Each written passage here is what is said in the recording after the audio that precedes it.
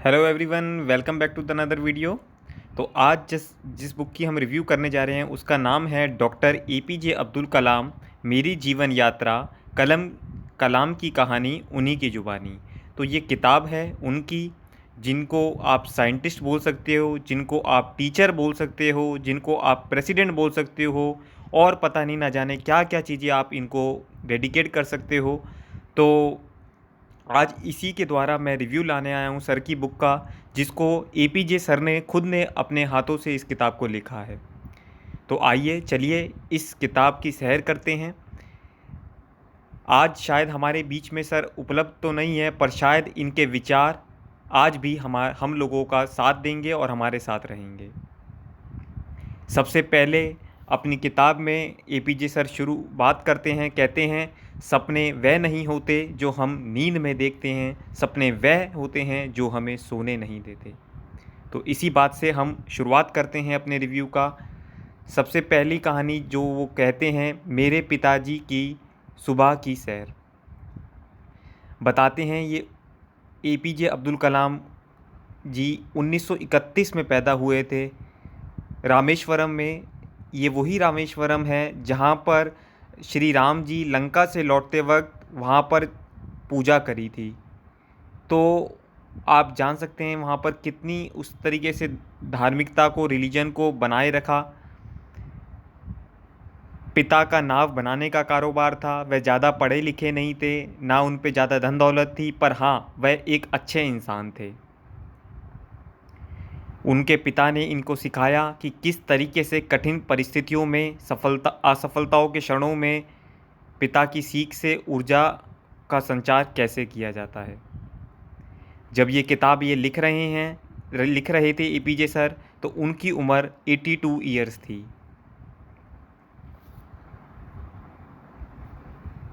नाव की अगर कहानी की बात करें तो जब भी इनके पिताजी नाव बनाया करते थे तो ये बिल्कुल उसको बड़े ध्यान से देखते थे।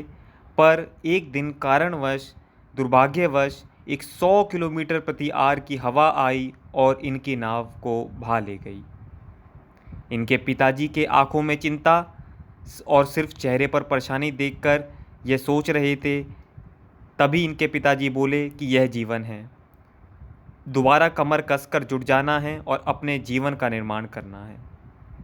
देखिए कितनी अद्भुत बात।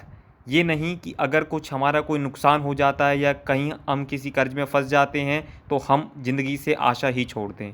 ऐसा नहीं है, हमारे को दोबारा उठकर काम करना है। देखिए जब तक हम ऐसी स्टोरीज़ के बारे में, ऐसे लोगों के बारे में नहीं जानते, तब तक हमारे जीवन में कोई प्रेरणा नहीं मिलती।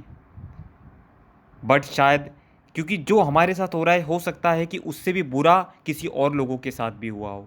अब आप देखिए कि आप पूरी नाव इतनी मेहनत से बनाकर खड़े हुए हैं, बैठे हुए हैं, और पता चलता है कि नाव आपकी चली गई, आपके मन की स्थिति क्या होगी।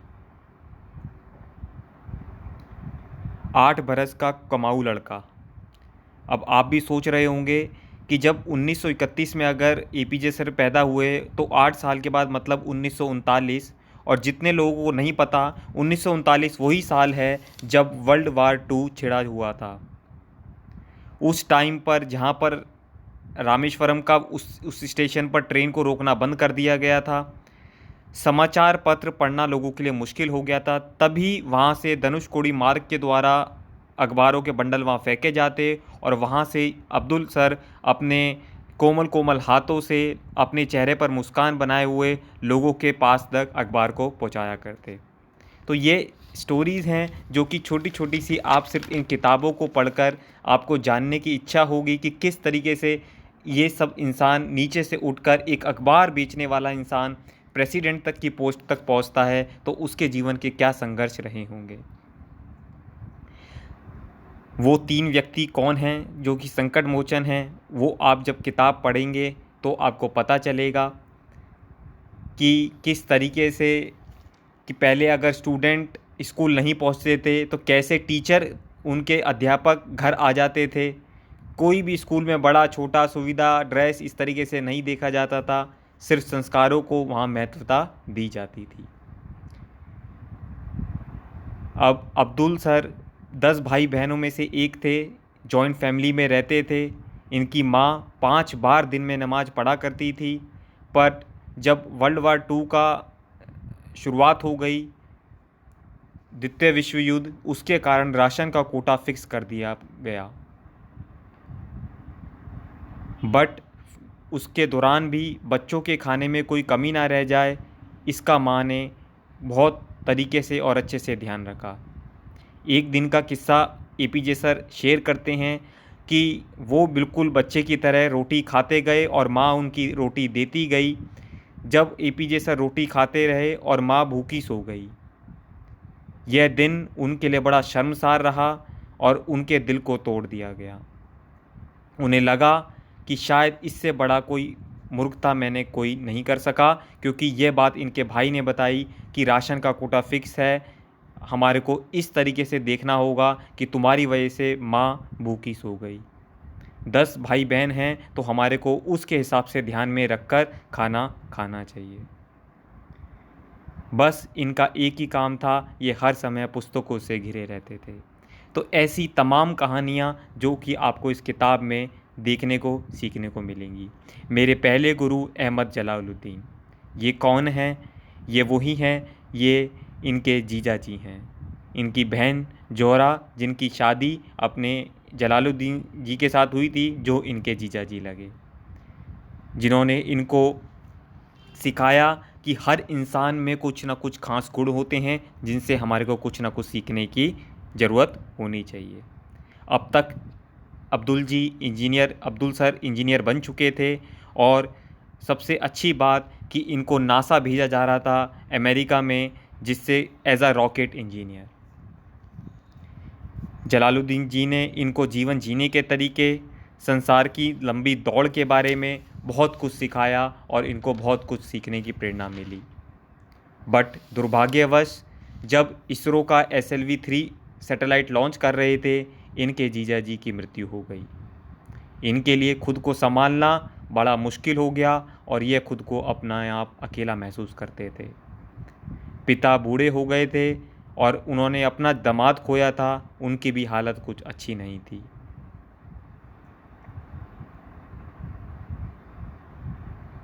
फिर इसी तरह से अगर हम आगे चलें, जब मैं फ़ेल हुआ, देखिए सब अपनी अच्छी बातें तो बताते हैं, बट अब्दुल सर ऐसे हैं जिन्होंने अपनी नाकामी को भी बढ़ चढ़ कर किताब में लिखा कि किस तरीके से नाकामी की कड़वी गोली चखने के बाद ही सफलता के लिए इंसान प्रेरित हो सकता है।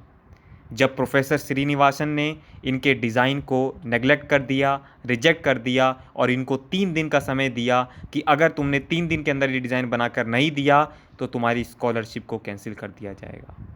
दिन रात लगकर एपीजे सर ने पूरी मेहनत के साथ उनको डिज़ाइन को बनाया, जबकि वो 3 दिन बहुत कम दिन थे उस डिज़ाइन के लिए, पर प्रोफेसर श्रीनिवासन को विश्वास था इनके ऊपर और फिर उन्होंने इनको गले लगाया, इनकी पीठ थपथपाई और फिर अपने आगे लक्ष्य की तरफ ये आगे बढ़े, क्योंकि इनको कहीं ना कहीं पायलट बनना था, मन में यही बात थी और वायुसेना में इनको जाना था। इसलिए ये इंटरव्यू देने भी गए मद्रास से नॉर्थ तक। देखिए कोई इंसान इंटरव्यू देने जा रहा है साउथ से नॉर्थ तक, ये बात भी कहीं ना कहीं सीखने लायक है।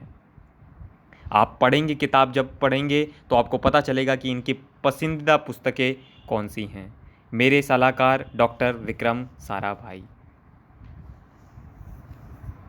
तो विक्रम साराभाई जी ने सिखाया कि जब दुख के समय आप वास्तव में अकेले होते हैं, तब आपको खुद से मिलने का मौका मिलता है। ऐसे तमाम उदाहरण जब आप किताब पढ़ेंगे तो आपको सीखने का, आपको जानने का मौका मिलेगा। इन्होंने सीखा कि जीवन से हमें ज़्यादा अधिक उम्मीदें नहीं लगानी चाहिए, बस दिमाग को खुला रखना है और शांत भाव से काम को में रम जाना है। मीलों लंबी यात्रा, इसमें इंडिया विज़न 2020, अग्नि की उड़ान, तेजस्वी मन, कितनी सारी किताबें लिख के द्वारा सर ने अपने विचारों को हमारे तक पहुंचाने की कोशिश करी और फिर बताया कि किस तरीके से मैंने प्रेसिडेंट का 2002 से लेकर 2007 तक का कार्यकाल संभाला। और कहते हैं मैं आज भी विद्यार्थी हूँ, आज भी मैं नई नई चीज़ जब ये किताब लिख रहे थे, आज तो ये हमारे सामने, आज हमारे साथ नहीं है, आज भी नई नई जानकारी हासिल करना अच्छा लगता है।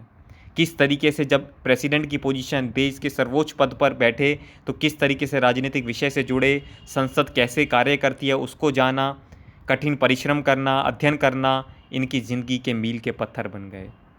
और बस आखिरी में इसी बात से जाना चाहेंगे, कहते हैं कि बस मुझे कोई भी साइंटिस्ट, मुझे कोई भी प्रेसिडेंट के रूप से ना जाने, बस मुझे एक टीचर, एक अध्यापक के रूप से जाना जाए, बस इनकी एक यही जीवन की मनोकामना है।